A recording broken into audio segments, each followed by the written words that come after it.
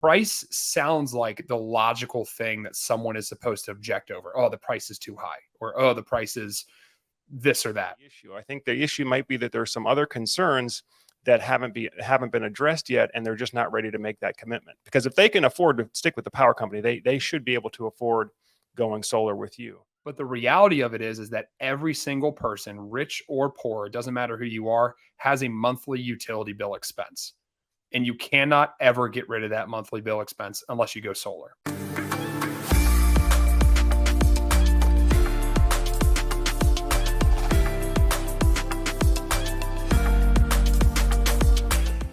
But there is still certainly a sale element, right? Just because we propose a solution and give a product to somebody doesn't mean that they're just going to sign on a dotted line and they're going to lay down and you're not going to have to ask for the business. You certainly are. And there's a tactful way to do it where by the end of the process, a lot of times maybe it's them insinuating, hey, okay, what are the next steps? How do I get started? Where do I go from here? But there's also a means that we sort of guide somebody through that journey. But when we get into the questions that you were talking about, Joe, I mean, obviously, number one, they need to know, what is the system going to do for them? That could be, how does it help them save money? How does it help them prepare for an emergency, for a disaster, for whatever things are important to them? How does it make an environmental impact and benefit if that's one of their main objectives, right? So they need to know how that works. Of course, there's going to be a cost element. There's always a cost. But the number one thing that you'll probably hear us talk about here too, guys, is that price sounds like the logical thing that someone is supposed to object over. Oh, the price is too high, or oh, the price is this or that. The reality of it is that we as human beings make emotionally driven decisions, right? We feel upset because we lost power. Maybe I'm a Texan and I lost power due to the snow and ice storms years ago, and I remember the painful moments of what that was like. And the reality of it is I'm looking into solar and battery because I want to avoid that happening again. So as you get into the engagement, they might say, oh, the price is too high. That's just a way of kind of trying to address the elephant in the room, if you will, or pulling out an objection when there wasn't really another one. So sometimes you just have to find a way to properly combat that and say, hey, look, I understand, but go back and reiterate and remind them of the pain point of what occurred, or maybe the financial issue that happened. Hey, you had a couple $1,000s of meats in the fridge that you had to throw out.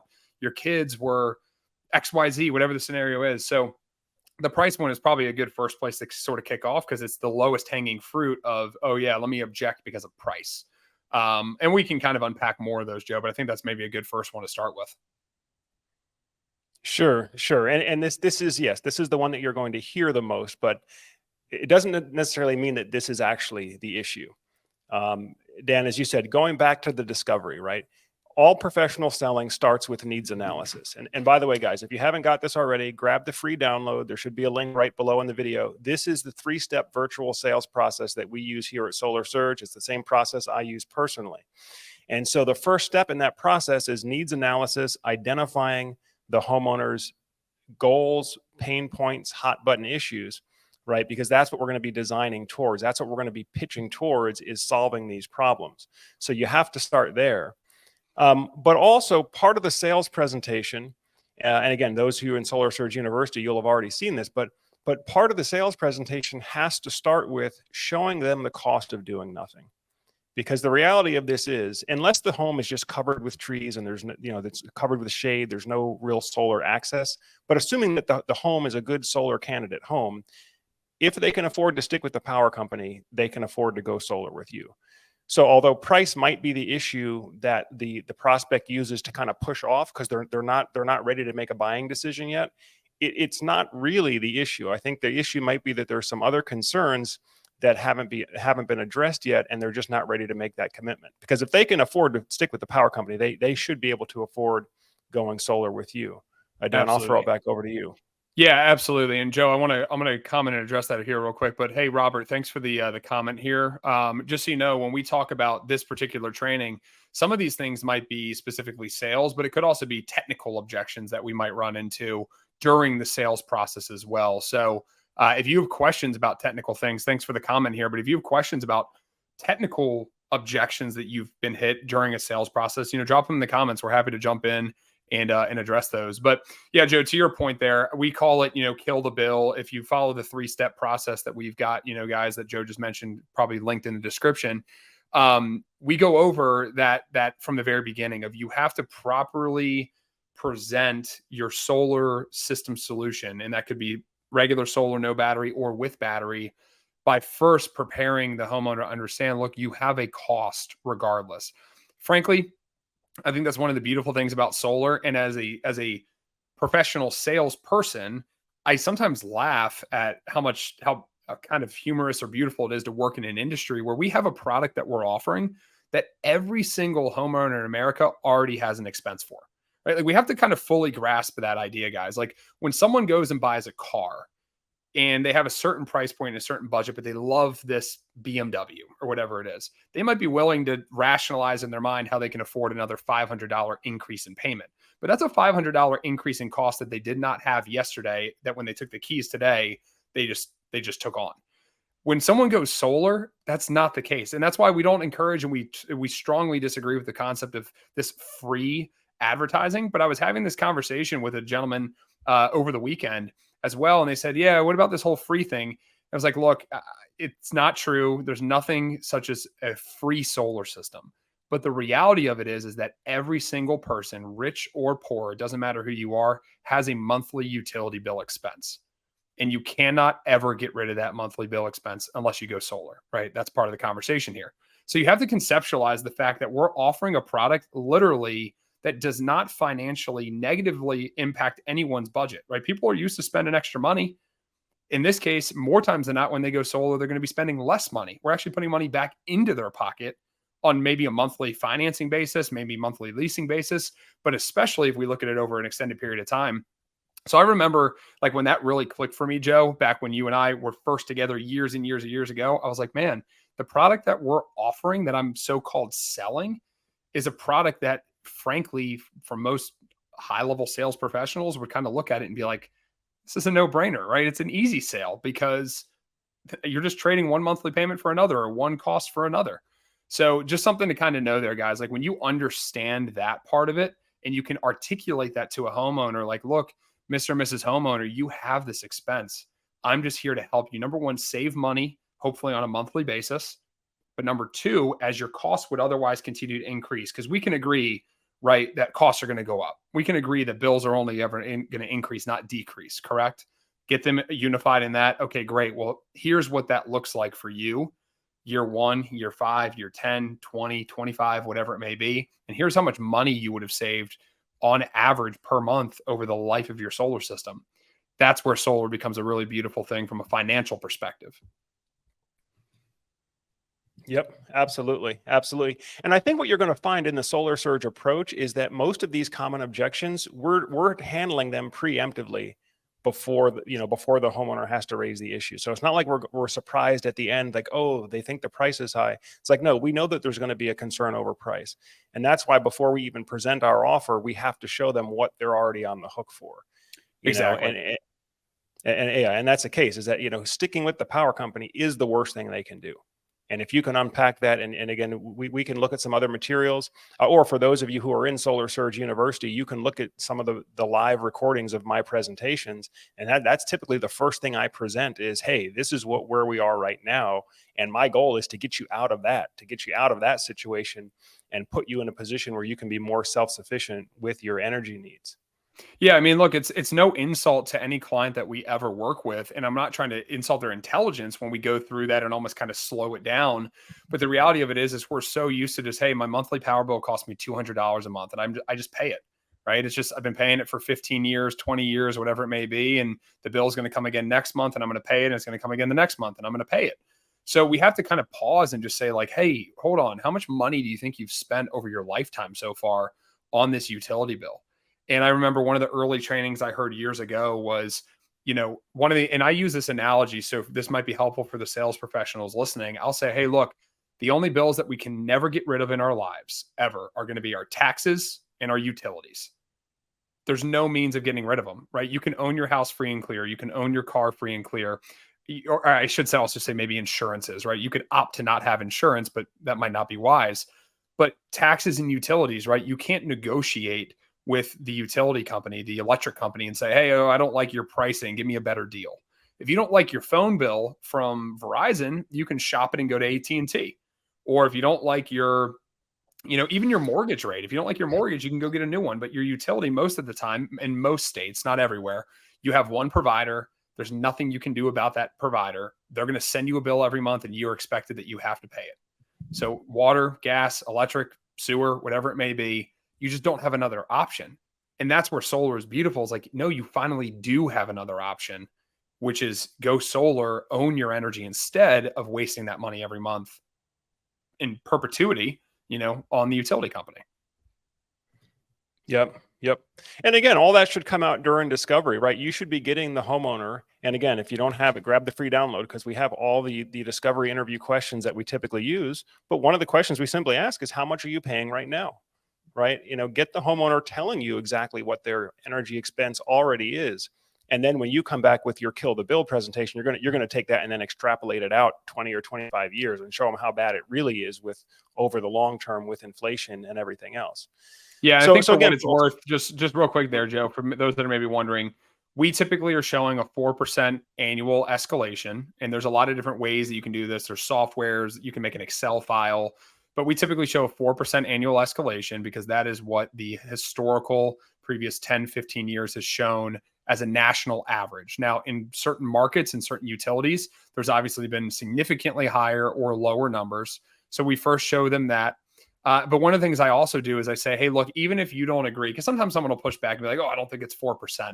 Okay, well, this is data from the Bureau of Labor and Statistics. But okay, if we are dismissing their credibility, we'll just say, even if your rate doesn't increase, what's your average bill today? $200? Okay, 200 times 300 months, 25 years. Here's how much you would spend if rates do not go up at all. Can you agree that that's probably unrealistic? They'll say more than likely yes. But even if it didn't go up at all, and you compare that number versus your solar investment, the solar investment's still less money. 9 times out of 10, it's still going to be less money. And that's with a very drastic, not apples to apples comparison. So I just wanted to kind of give some real tangible feedback to anybody here that's wondering the numbers or how we do the calculation. Take their bill, times it by 300 months. Here's how much they'd spend if rates don't go up at all. And compare that to your solar cost. You're still probably saving tens of thousands of dollars, even after that equation. All right. I hope you're getting some great value from today's video content. If you're a solar sales professional out there, or maybe you're considering starting a career in solar sales, coming in from another industry, then I'd like to invite you to Solar Surge University.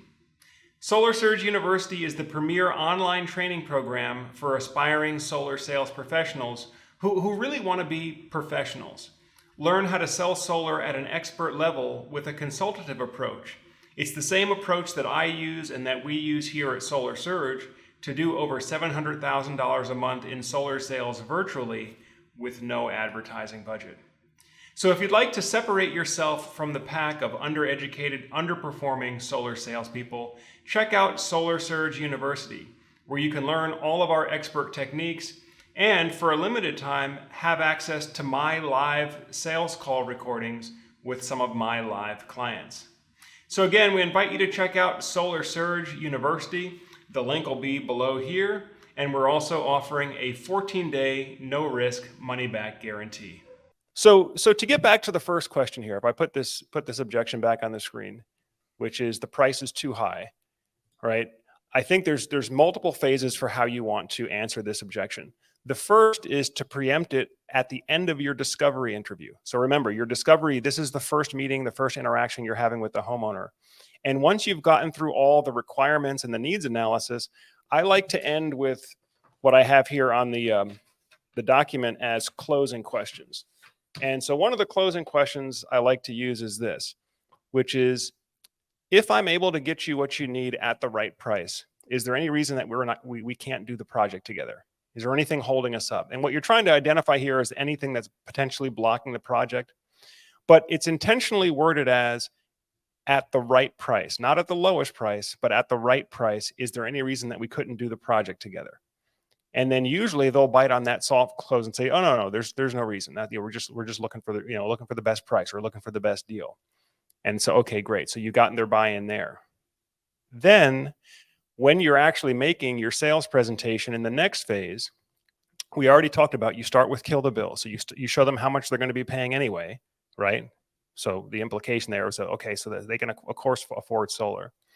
Then you're also going to be explaining to them why you chose the equipment that you chose and why it's not the cheapest equipment. So again, for those of you who have watched my live sales call recordings, you'll notice that when I'm presenting a particular solution, I'll throw a line in there like, you know, the reason I chose this product compared to some of the cheaper options is because this product will give you XYZ benefit. Maybe it's a longer warranty, or maybe it's more power or more capacity.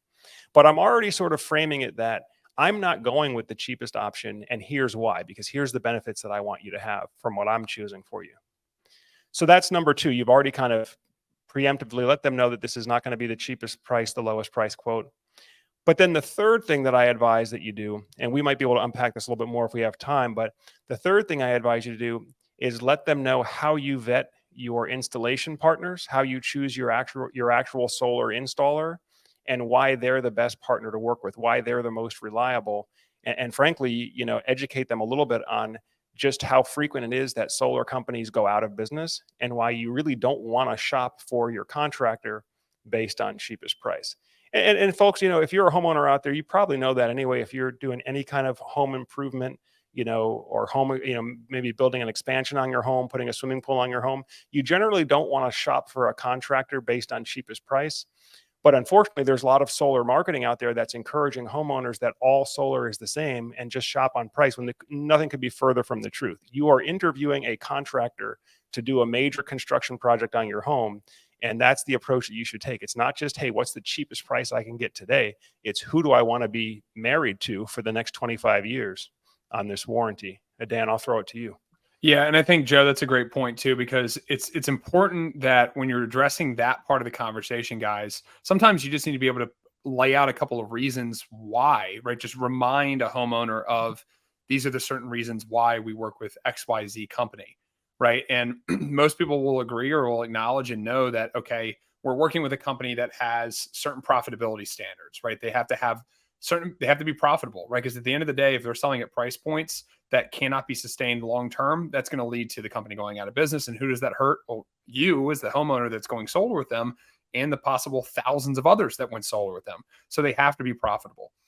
They have to allocate, and in part of that profitability, they need to be allocating money towards essentially service coffers or service, you know, repairs that are inevitably going to happen. That's an area that I see new contractors don't do properly, is they don't allocate money for every single project. Every single one, because not every single one's going to have a problem, but one project might have a big problem, and they have to pull money from that service bucket to fund that stuff. So you kind of have to remind them of, hey, we have the operational expenses, offices, insurance, livable, not just basic, but very quality livable wages for the install crews that are working on these projects, because you can't just pull some person from the Home Depot parking lot and expect them to know how to install these systems properly, right? Like, they need to be many times licensed or have to have certain minimum educations and criteria to be able to do these projects. So if you just kind of reiterate some of those points back to them, and the important thing to do, and I do it a lot, I think it's just naturally, but you'll notice oftentimes I'm shaking my head, right? Like, I'm telling you subliminally, you're supposed to say yes to what I'm saying, right? That's just a basic sales tip, but it's mirroring, it's body language. And so when I'm saying these things, I'm saying yes, like, oh, I'm supposed to agree with that. Okay. Yeah, that makes sense. Of course.